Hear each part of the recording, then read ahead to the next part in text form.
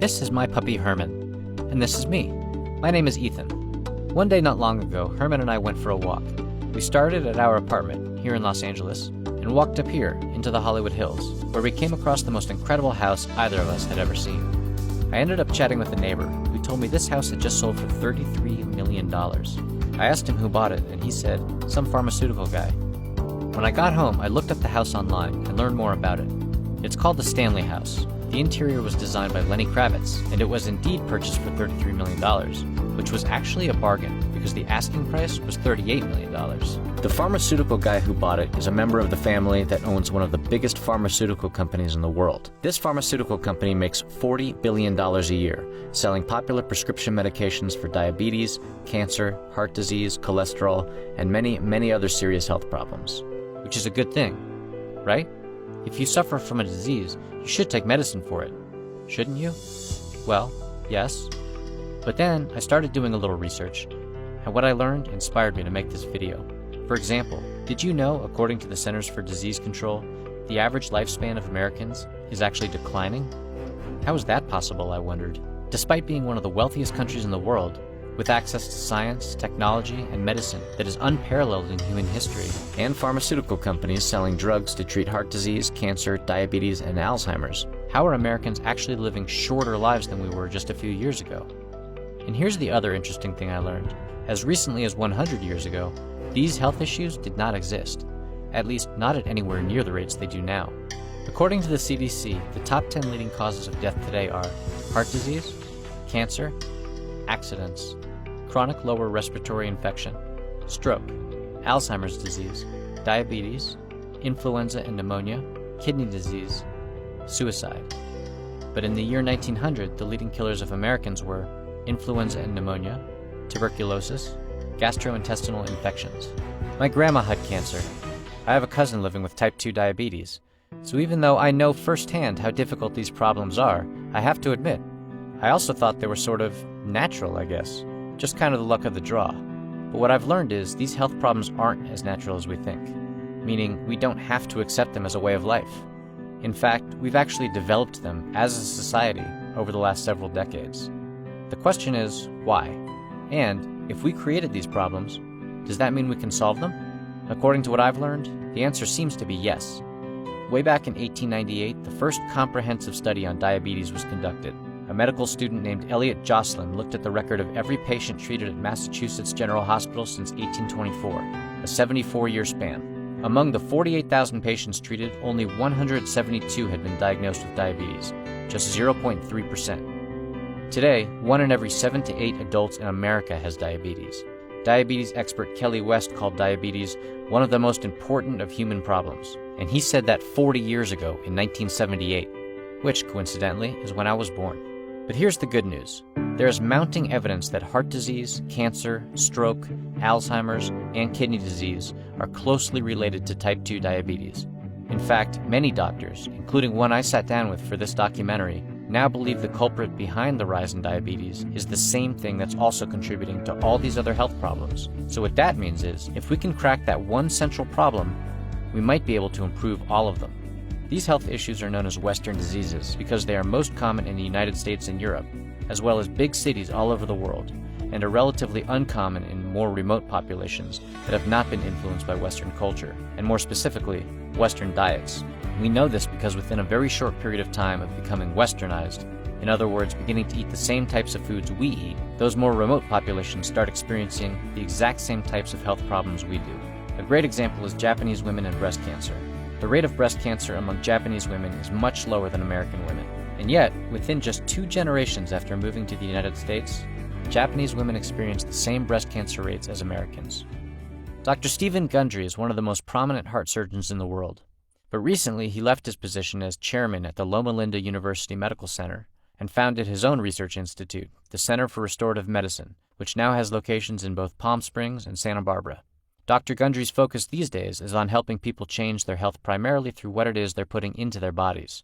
The inspiration for this career change came after Dr. Gundry himself lost over 70 pounds and successfully reversed his own prediabetes diagnosis, all by making some simple changes to his diet. Unfortunately, the Baby boomers as a generation will probably be the last of the oldest living Americans, and that Gen Xers, the baby boomers generation, unless things change, will not live as long as the baby boomers. I asked Dr. Gundry the obvious question. What exactly is it we're eating that's making us so sick? Sugar is a huge part of it. Hey kids, let's sing that song you like, the one about the sugar cane. Who doesn't love sugar? We eat it to celebrate birthdays, we give it to children as a treat or reward, we make movies and board games about it. We created a whole holiday dedicated to giving it away to kids. We even call the ones we love honey, sweetie, and of course, sugar. But what if we thought about sugar less like a delicious treat and more like an addictive substance? It's addictive because your basic genetic programming, your computer program, thinks you'd be an idiot not to have as much sugar as possible. Studies show that right from birth, babies prefer sugar water to other substances, which explains why children get hooked on it so easily. Sugar triggers the exact same reward center in the brain as drugs and alcohol, meaning that just like drugs and alcohol, when we get it, it immediately creates a desire for more. The presence of sugar alone will make you seek more sugar as a survival mechanism. In fact, it's probably even more powerful than drugs. Studies show rats already addicted to cocaine and heroin will actually switch over voluntarily to sugar water within 2 days, given the choice. The Big Book of Alcoholics Anonymous suggests curbing cravings for booze by snacking on candy. After the beginning of Prohibition in 1919, per capita candy consumption doubled in the United States, hitting all-time highs within just 1 year. The New York Times reported at the time, the wreckage of the liquor business is being salvaged by the production of candy, ice cream, and syrups. But in the centuries since then, sugar has gone from something we have for a dessert to something we consume at every part of every meal. We've created a monster in the amount of sugar that is in all of our foods. Americans' daily intake of sugar has doubled over the past 40 years. In fact, of the 600,000 food items you can find in your average grocery store, 74% of them have added sugar, including bread, deli meats, salad dressings, condiments, even veggie chips. Yep, I was actually at the grocery store the other day looking for a healthy snack, and I bought a box of veggie chips. I was proud of myself. But when I got home and cracked them open, I realized I couldn't put them down. So I looked at the label. Sure enough, they contain 7 grams of added sugar. The American Heart Association recommends we limit our added sugar intake to 36 grams a day for men, 25 grams for women. And even that's probably too high. You really only want probably a total of maximum 20 grams of sugar. That's about 5 teaspoons of sugar a day. However, thanks to all the sugar that's added to our food supply, the U.S. Department of Agriculture estimates we consume on average a staggering 94 grams of sugar a day. People are having 100, 200 teaspoons of sugar every day in their diet, and it's all hidden. Why is this a problem? I'll let Dr. Gundry explain. But when you eat sugar or something that turns into sugar, the pancreas secretes a hormone called insulin. Now, insulin's job is to get sugar out of the bloodstream. And its first sale is to muscles. Muscles enjoy glucose. They think it's great. But insulin actually has to knock on the door and say, hey, muscles, are you guys hungry? I got some great sugar here for you. Well, if your muscles have been exercising, or if you're building muscles, your muscles say, yeah, I'm starving, give it to me. So insulin literally kind of unlocks the door, and in goes the sugar. And the muscles burn the sugar, and all's good. Okay, now if you and I are sitting all day, and we eat a wonderful cinnamon roll, or we have a big juicy hamburger with a bun, which is pure sugar, then insulin rises to the occasion of all that sugar coming into our bloodstream, goes knocks on the muscle cells, and the muscles say, couldn't eat a bite, we're full, go sell it someplace else. Well, insulin doesn't sit there lying down. It's got to get sugar out of your bloodstream. So insulin comes back with 20 of its buddies, and with a battering ram tries to shove sugar into the muscles. And the muscles go, no, there's no place to put it. Put it someplace else. So insulin says, we got to help this guy out. He's obviously been at the best fruit tree ever. He's just hit the mother lode of sugar. He'll thank us. We'll go knock on the fat cells and say, Okay, muscles don't want the sugar. How about you guys? And the fat cells say, yeah, bring it in. Well, we'll take it. Well, that goes on for a while, but then the fat cells actually go, we got no other place to put this. So what happens is more and more salesmen, more and more help comes to try and get sugar out of the bloodstream. And simplistically, this is insulin resistance. Insulin resistance is just one symptom of a larger condition called metabolic syndrome. Metabolic syndrome is essentially when your metabolism is broken, and it's a really bad thing. The other symptoms of metabolic syndrome include obesity, high blood pressure or hypertension, chronic inflammation, heart disease, and, of course, insulin resistance is the cause of diabetes. In Mexico, there is a small town called San Cristobal de las Casas, where a Coca-Cola bottling plant has a deal with the Mexican government, giving it access to most of the town's drinking water. Because of this, clean water is scarce, so most of the residents of San Cristobal drink Coke instead, more than half a gallon of Coke every day. In fact, Coca-Cola has become such a huge part of the local culture, it's even used in religious ceremonies to heal the sick. According to a report in the New York Times, local resident and diabetic Michaela Ruiz, 41, claimed the soda ceremony helped cure her infant daughter, who was weak from vomiting and diarrhea. But in actuality, according to the report, the effect on public health has been devastating. The mortality from diabetes increased 30% between 2013 and 2016, and the disease is now the second leading cause of death in the state after heart disease. Almost 80% of the patients who walk through my door have insulin resistance. And they have not been told this by their doctor. Most everybody in the United States is a pre-diabetic, and 30 to 40% are already a diabetic. But when I tell people they're a pre-diabetic, that's like telling a woman she's a little bit pregnant. There's absolutely no difference. At this point, I began to wonder, why isn't the government treating this like any other public health crisis?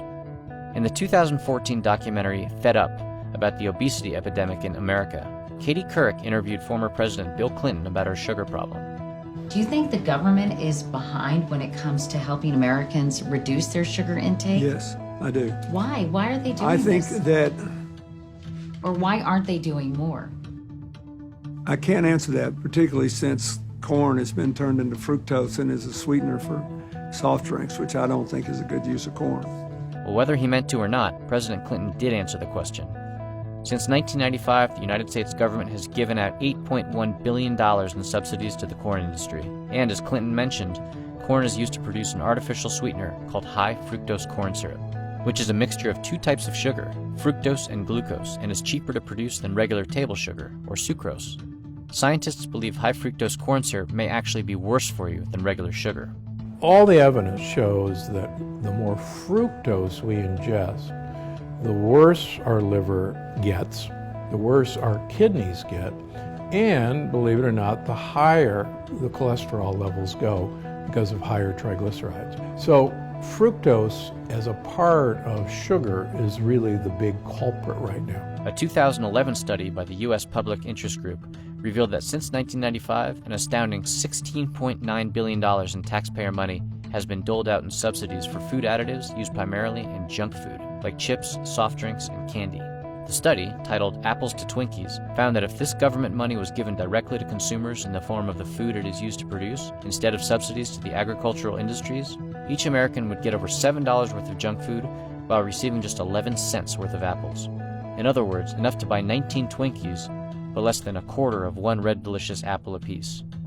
By fueling the crisis of childhood obesity, the subsidies damage our country's health and increase the medical costs that will ultimately need to be paid to treat the effects of the obesity epidemic, said Mike Russo, the lead author of the study. These subsidies ensure sugar producers can produce as much sugar as possible to flood the market with no fear of losing money due to economic conditions that would create risk for any other industry. As far back as 1934, when Congress passed the Sugar Act to prop up the industry, President Franklin D. Roosevelt called the sugar lobby the most powerful pressure group that had descended on the national capital during his lifetime. Michael Pollan, author of The Omnivore's Dilemma, says, "It's fair to say that the government is subsidizing the obesity epidemic inadvertently through its subsidies of corn, which gets turned into high fructose corn syrup and all those weird ingredients that you see in processed food, the maltodextrin, the xanthan gum, all those words you can't pronounce. But the most fascinating part about all this is everything I learned about sugar causing insulin resistance and metabolic syndrome, and the unmistakable links to obesity and diabetes, as well as all the other chronic Western diseases. No one really knew that stuff until very recently. Remember that first diabetes study I told you about from 1898? The guy who conducted that study, Elliot Jocelyn, went on to be the leading diabetes expert in the world for pretty much his entire life. Jocelyn recognized diabetes was becoming more and more of a problem in society. However, he completely missed the true cause of it. His theory was that all calories are the same. In other words, a calorie of sugar is no different than a calorie of fat, or a calorie of protein, in terms of its effect on the human body. So the true cause of the diabetes problem must be that people were simply eating too much of everything. If people just ate less and exercised more, Jocelyn argued, the problem would be solved. Essentially, he blamed diabetes on gluttony and laziness. Oh, and cars. Yes, people were spending too much time in these fancy new inventions called automobiles and not enough time moving their bodies around. That was what was making them sick. It makes some sense in theory, but that's all it was, a theory. It was not based on any scientific data whatsoever. But since Jocelyn was the quote-unquote expert, his word was treated as gospel, and the science on diabetes seemed settled, and remained that way for most of the 20th century. Of course, the sugar industry was only too happy to promote Jocelyn's theory as fact. In the 1930s, they took out newspaper and magazine ads marketing sugar as a health food, claiming it gives you energy and builds up your immune system, a sort of supervitamin. In 1952, nutritionist Ancel Keys made a name for himself with his famous 7 countries study.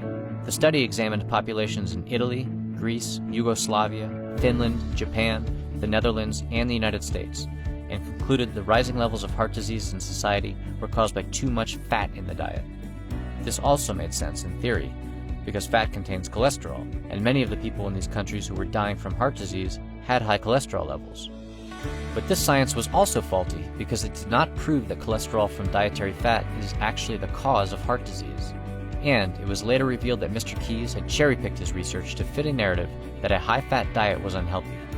Keys actually had information on 16 other countries that did not show a correlation between a high-fat diet and elevated rates of heart disease, such as France. Have you ever heard of the French paradox? The French paradox refers to the low rates of heart disease among the French, which seems strange considering their diet is loaded with saturated fat from copious amounts of meat and cheese. Until you think about the fact that the French actually consume way less sugar than the other Western countries that do suffer from heart disease. But instead of pointing out that inconvenient fact, scientists like Keys simply wrote it off as a paradox, almost as if it was an inexplicable freak occurrence, one of those things you just can't explain, and then went right back to demonizing fat. We also now know that Mr. Keys' research was selectively edited to ignore that the data showed those people who were on a low cholesterol diet actually had more heart attacks and a higher risk of death than those who weren't, and that lowering cholesterol levels did not reduce heart disease.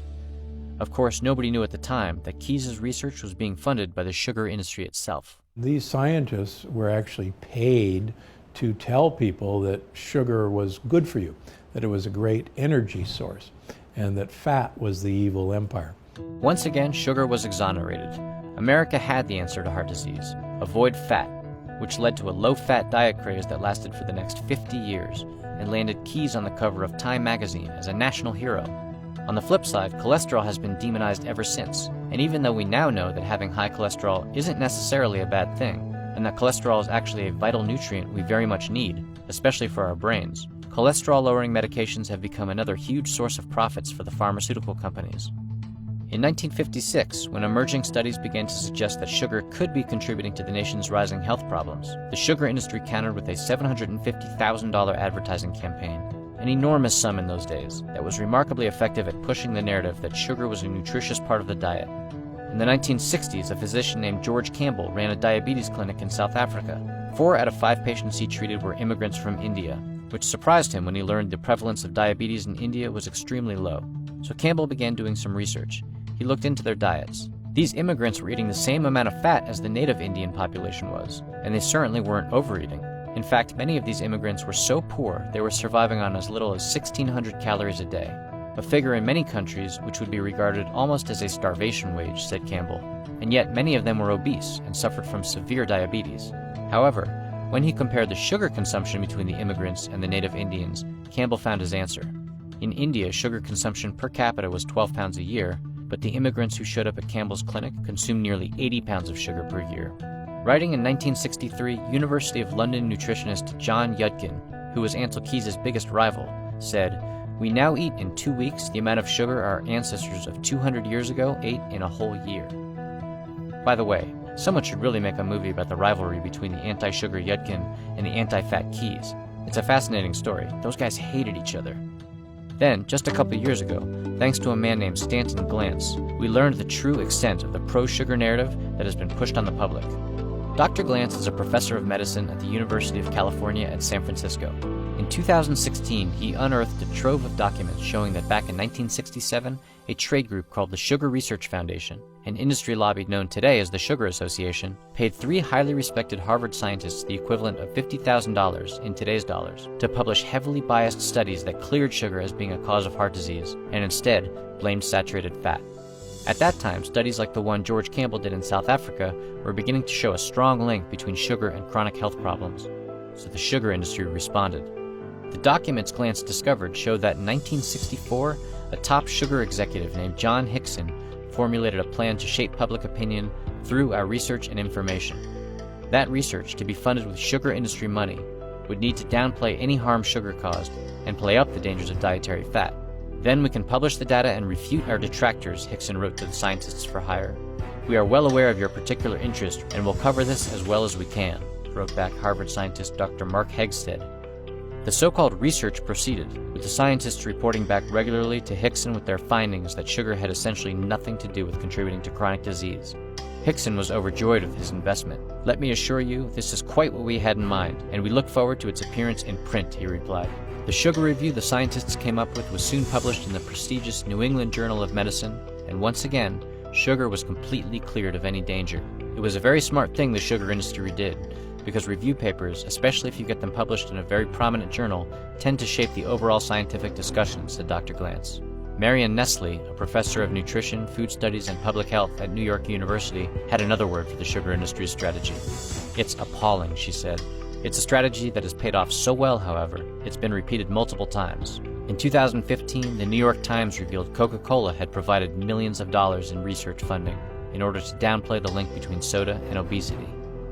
And the Associated Press recently uncovered that candy companies were funding studies claiming that children who eat candy actually tend to weigh less than those who don't." What's now apparent is that the sugar industry took all the same tricks as the tobacco industry and made a known toxic substance and turned it into not a problem at all.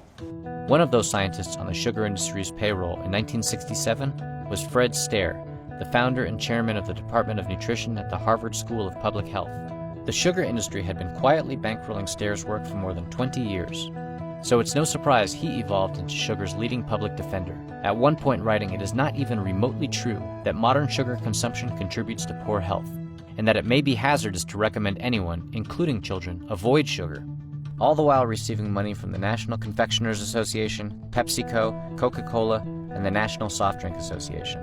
For good measure, Stair was also getting money from the Tobacco Research Council to conduct studies that concluded there was no link between smoking and heart disease.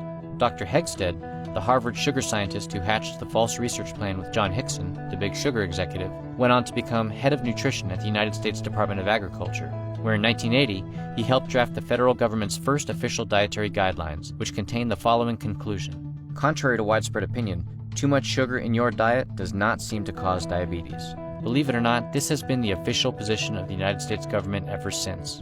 Fat is bad, sugar is fine. In fact, the Sugar Association website still cites the government's FDA report to this day to claim sugar is no different than any other form of calories. According to a document provided by the Sugar Association titled Sugar's Place in Healthful Eating Patterns, excess calorie consumption, combined with sedentary living, is a major contributing factor to the obesity epidemic, independent of any single food or nutrient consumed. Aha! There it is again. The exact same logic Elliot Jocelyn used over 100 years ago with no scientific evidence. It's our fault we're unhealthy. We eat too much, we're lazy, and we still probably spend too much time in our cars.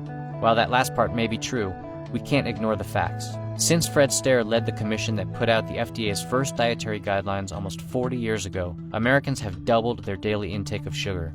And in that same time frame, the number of Americans with diabetes has shot up over 400%. Not to mention, we've witnessed the creation of an entirely new health crisis: childhood diabetes. Cases of type 2 diabetes among adolescents has gone from just a handful of cases in 1980 to approximately 215,000 in 2010. Yeah, one of the really sad things that happened was when mothers were convinced that fruit juices were good for their children and a wonderful change from, say, like a Coke or something like that. But what they weren't told was that these fruit juices were basically pure concentrated sugar and mostly fructose. And so we've had this epidemic of fat, obese kids. I see kids in my office, 6 and 7 and 8 years old, who are type 2 diabetics, adult onset diabetes as kids. And one of the big culprits in their diet are all these fruit juices. Food science author David Wolfe thinks the sugar in our children's diets has devastating effects far beyond obesity and diabetes. This has had a very profound impact on children's behavior, on mental illness. It has exacerbated many different types of neurological disorders, but we don't actually name what the cause is, which is the sugar that's in the diet. I emailed the Sugar Association asking why they continue to promote the claim that overeating and a sedentary lifestyle is what causes diabetes. A spokesperson wrote me back saying, "In relation to type 2 diabetes, total sugars intake does not show causation. In fact, prospective studies show a negative association between sucrose intake and diabetes risk." The spokesperson's source for this information was the American Diabetes Association, which itself claims on its website it is a myth that consuming too much sugar causes type 2 diabetes, yet strangely recommends against drinking too many sugary sodas. The loophole that allows powerful entities like the Sugar Association and the government-funded American Diabetes Association to say things like the link between sugar and diabetes is a myth is that we actually don't have conclusive evidence that sugar does in fact cause these health problems. Why? Because in order to determine definitively if eating too much sugar causes conditions like metabolic syndrome, heart disease, diabetes, and cancer to develop, it would have to be proven with scientific studies. And not just any studies. We would need extensive studies that put people on a high sugar diet for decades, and then wait and see if they develop these diseases. As you can imagine, this type of study would be extremely unethical. It's one thing to drive up the blood sugar levels of a lab rat until it gets sick. It's quite another to do it to a person. And since we cannot apply rat studies 100% to human beings, and few scientists believe such studies will ever be performed on people, we simply cannot say for absolute certain that sugar does in fact cause all these health problems directly. And if it does, then how much sugar is required to cause them? So even though, given everything we know about how the human body responds to elevated blood sugar levels, and the obvious correlation between the increase in sugar in the American diet and the explosion of metabolic syndrome and type 2 diabetes in the same time frame, scientifically speaking, no study exists we can point to and claim we know for sure. This allows the pro-sugar forces to keep claiming further research is necessary, knowing full well that further research will never happen. And if it ever does, they can just bury it with their own bought and paid for so-called research that refutes it. But here's the thing. We don't need a decades-long, expensive, unethical study to know eating all this sugar is bad for us. Science writer Gary Taubes, author of The Case Against Sugar, breaks it down with his simple if-then hypothesis. If these Western diseases are associated with obesity, diabetes, insulin resistance, and metabolic syndrome, as many of them are, Taubes writes, then whatever causes insulin resistance and metabolic syndrome is likely to be the necessary dietary trigger for the diseases. Because there is significant reason to believe that sugars are the dietary trigger of insulin resistance and metabolic syndrome, it's quite likely they are a primary cause of all these Western diseases. Without these sugars in the diet, these chronic diseases would be relatively rare, if not, in some cases, virtually non-existent. Now, is it realistic to believe we can eradicate Western disease by simply removing sugar from our diet? I'm not sure, but what would happen if we tried?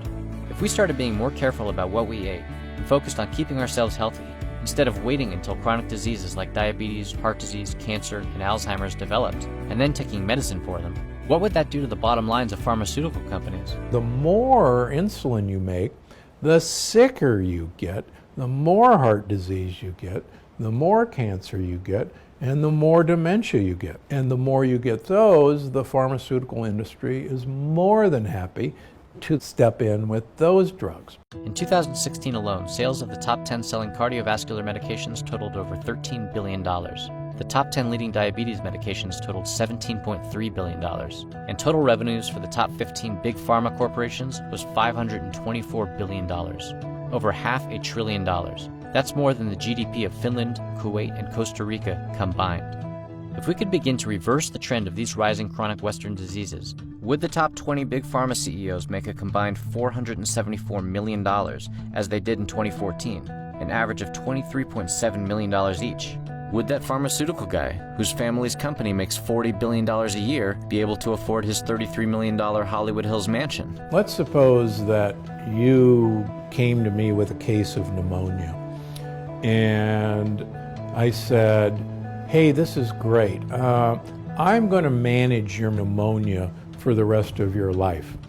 Now, you wouldn't have me as a physician very long, because you'd go, give me some antibiotics, or, get rid of my pneumonia. I don't want you to manage my pneumonia. But if I came to you with a case of diabetes or pre-diabetes, then as a physician who's been taught by the pharmaceutical industry, I'm going to say, this is great news. I have all of these drugs available at my disposal, and I'm going to manage your diabetes, because I've been taught that diabetes should be managed, not gotten rid of. So the question is, how do we do it? Is there any hope of us getting back to being healthy? Personally, I believe there is hope, and it all starts with knowledge. I didn't know any of this stuff a few months ago. I didn't know the cancer my grandma had, or the diabetes my cousin has, aren't natural at all. All I did was walk by a gigantic house, do some Google searches, read a few books, and talk to one really smart doctor. Now that you're aware of these things, trust me, you'll never forget it. You can't unknow the fact that what you're eating might be harming your health. And I think just having that awareness is all it takes to start making healthy choices. Now when I go to the grocery store, I look at the sugar content of everything I buy, and I'll bet you start doing it too. Just the other day, I was looking at breakfast cereals and was shocked to discover Cookie Crisp contains 9 grams of sugar per serving, but Raisin Bran contains 18. When I was a kid, my mom bought us Raisin Bran, and there's no way she would have let us have a cereal like Cookie Crisp. So it blew my mind to learn the cereal based on cookies actually contains way less sugar than the one that sounds super healthy.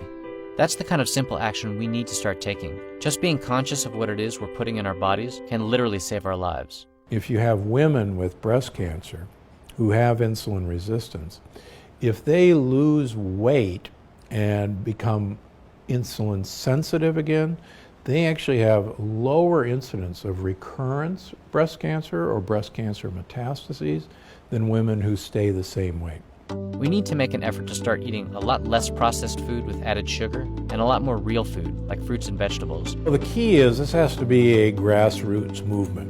The big pharma, big chemical, and big agriculture is not going to give you the information you need, because that goes against everything that they stand for. So it has to start from each individual person saying, I'm either going to save my life, or I'm going to save my child's life, or I'm going to save my parents' life. Please share this video so we can awaken as many of our friends and family members as we can to how we can improve our health. Because I believe if we do, then someday we can push things like heart disease, diabetes, Alzheimer's, and cancer off the leading causes of death list and leave them in the past. That way, we can be around for our loved ones for a long time to come. Thanks for watching, and don't forget to like and share. Sincerely, Ethan and Herman.